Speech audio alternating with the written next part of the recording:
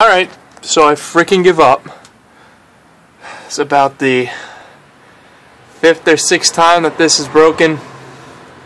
My Redneck exhaust that was for a short bed, that I made a long bed extension and made the old bracket work with this Banks exhaust.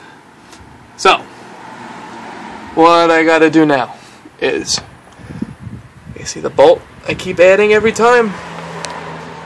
Sheared it right off. So I figure I'd do it the right way. I know I have the capability of welding. It's not the welds that failed, it's the bolt. Grade 8 bolt. Go figure. Anyway, this is the right way to do things. Or the Redneck way, you decide. Universal exhaust hanger, for one.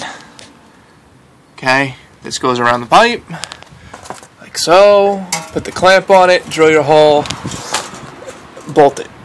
No big deal. Got the grade 5 bolt, nylock nut, no big deal. And for the clampage, 4-inch clamp. Okay?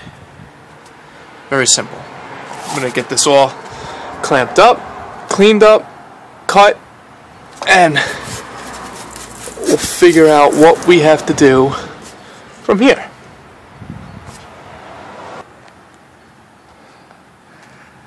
And there's your Redneck repair. Quite simple. You clamp the clamp to the exhaust pipe. I supported it with a ratchet strap to keep it up in the air, so it lines up with the cutout on the body. It's a 96. I know it's very fancy. A little bit of lubage for drilling, and then on that bracket up there, 3/8 bolt, nylock. Cut the extra rubber away from the original hanger, and then I gotta grind off the old rubber mount that I welded up, stainless. So, still got plenty of clearance on the tire, enough anyway, no big deal. Still holding on. That needs a wash bed. It's a long truck looking down here.